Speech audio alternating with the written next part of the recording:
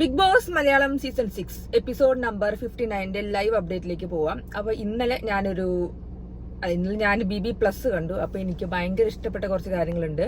ഞാൻ ആദ്യം പറഞ്ഞിട്ടുണ്ടായിരുന്നു എനിക്ക് അൻസിബനെ ഭയങ്കര ഇഷ്ടമാണ്. കാരണം Ansiba correct cut and clear ആയിട്ട് പോയിന്റ് പറയും, ഭയങ്കര ഓവറായിട്ട് പറയൂല, നല്ല ഒരു മിതത്വത്തോടെ പറയും, ശരിക്കും മിതത്വത്തോടെ.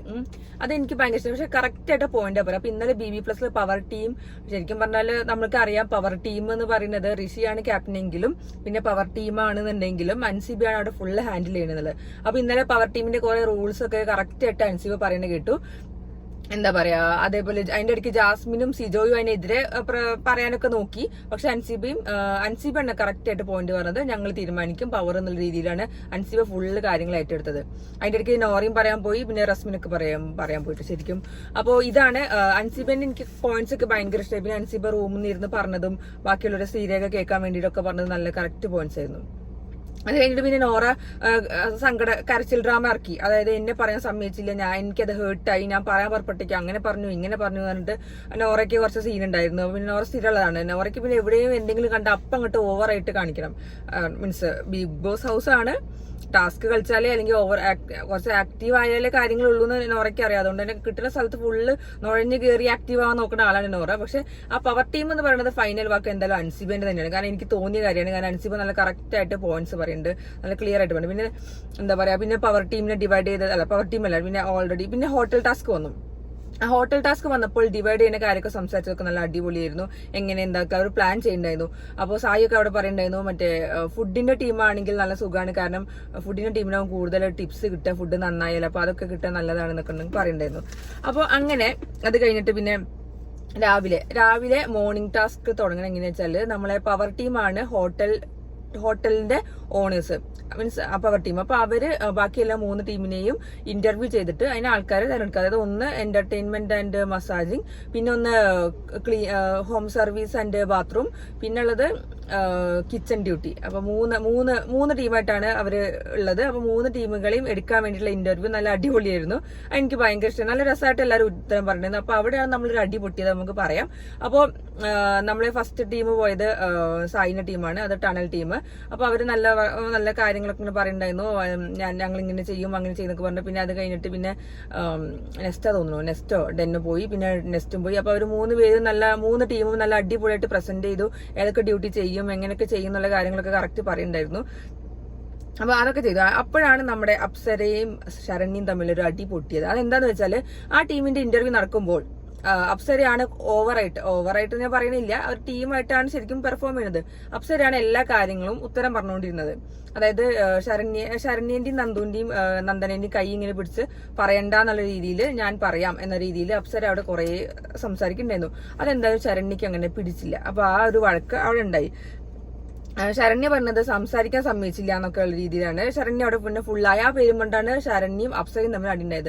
അതായത് അപ്സരനെ നമ്മൾ ആദ്യം ആരോ പറയുന്നുണ്ടായിരുന്നു, അൻസിബയാണെന്ന് എനിക്ക് അൻസിബ പണ്ട് പറഞ്ഞിട്ടുണ്ടായിരുന്നു ഒരു മോർണിംഗ് ടാസ്കിൽ അപ്സര കുറച്ച് ഓവറായിട്ട് ഡോമിനൻസി കാണിക്കുന്നുണ്ട്, വേറുള്ളവർക്ക് സ്പേസ് കൊടുക്കണില്ല, വേറുള്ളവര് എന്താ പറയാ പെർഫോം ചെയ്യാൻ കൊടുക്കണില്ല, ആക്റ്റീവ് ആവാൻ സമ്മതിക്കില്ല.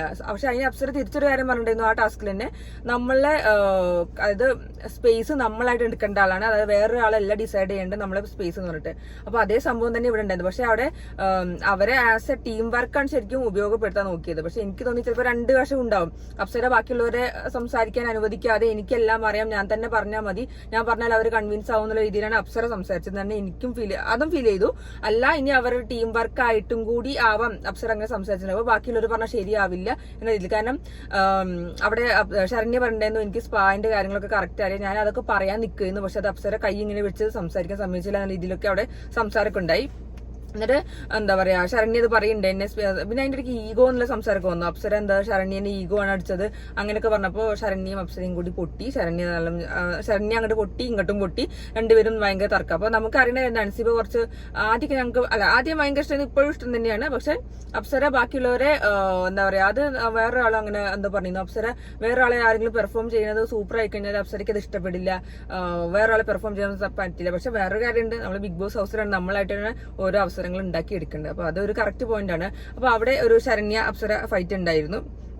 അതിന്റെ ഇടയ്ക്ക് വേറെ രസം എന്താ വെച്ചാൽ ജാസ്മിന്റെ ടീമായിട്ടുള്ള ഇന്റർവ്യൂ നടക്കുമ്പോഴാണ് ജാസ്മിൻ പറയുന്നത് നല്ല വൃത്തിയിൽ വെടിപ്പിലൊക്കെ നമ്മള് ഇതൊക്കെ വീട് കൊണ്ട് കിടക്കുന്ന അൻസിബ നൈസായിട്ട് എന്താ കേട്ടില്ലേ, വൃത്തിയും വെടിപ്പോ എങ്ങനെ കറക്റ്റ് ആയിട്ട് ചെയ്യോ വൃത്തിയും വെടിപ്പോ എന്നൊക്കെ രീതിയിൽ ജാസ്മിന് ടാക്ക് ഉണ്ടായിരുന്നു അൻസിബ.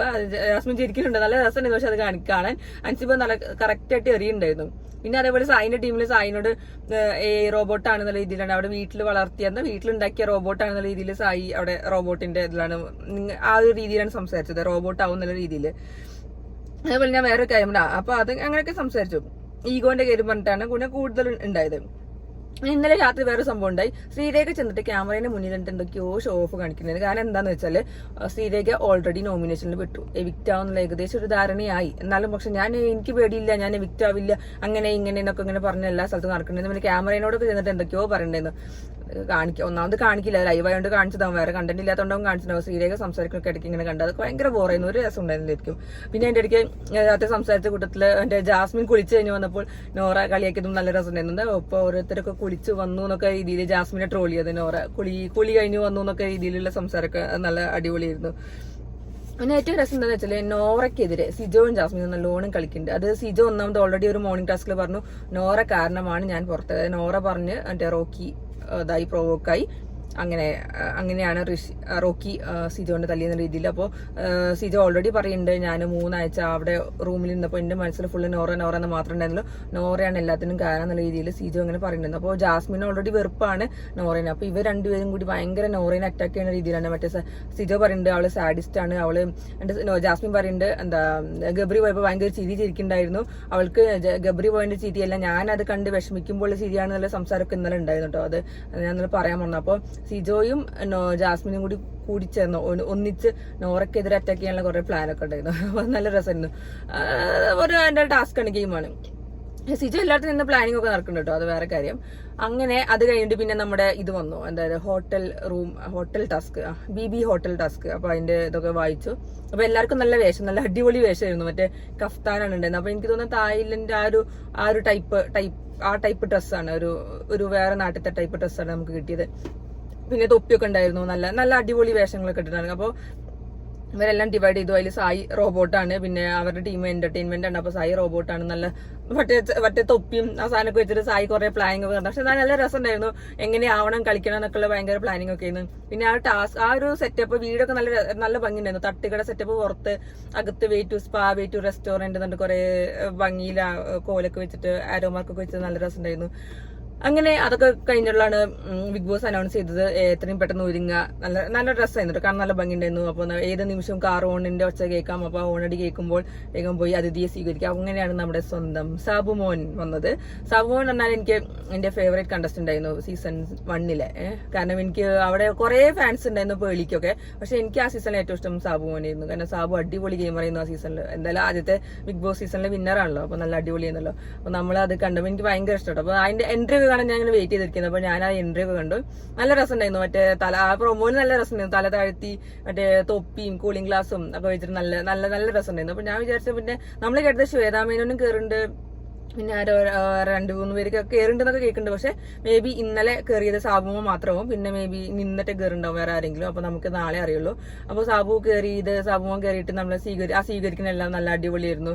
എനിക്ക് ഭയങ്കര ഇഷ്ടമായി. പക്ഷെ അത് കൂടുതൽ എപ്പിസോഡ് നമ്മൾ ലൈവാണ് കുറെ കണ്ടത്. അപ്പൊ എല്ലാവരും ഇങ്ങനെ ആനയിച്ചു നമ്മൾ കൊണ്ടെടുക്കണം. നമ്മൾ കഴിഞ്ഞ പ്രാവശ്യം കണ്ടു, മറ്റേ രജിത് കുമാറൊക്കെയാണ് വന്നത്. അപ്പോൾ ആ സ്വീകരിക്കുന്നതും ആനയിക്കുന്നതൊക്കെ നല്ല രസം ഉണ്ടായിരുന്നു. അപ്പൊ ഇന്നും അതേപോലെ ആ ഡ്രസ്സിംഗ് ഒക്കെ ഇട്ടിട്ട് നല്ല സ്കൂൾ കുട്ടികളെ പോലെ, അത് സാബു പറയുണ്ടായിരുന്നു, സ്കൂൾ കുട്ടികളെ പോലെ ടീച്ചർ വരുന്നത് കാത്തുനിന്നിട്ട് സ്വീകരിക്കുന്ന പോലെയൊക്കെ ഉണ്ടായിരുന്നു എന്നൊക്കെ പറഞ്ഞാൽ നല്ല രസം ഉണ്ടായിരുന്നു.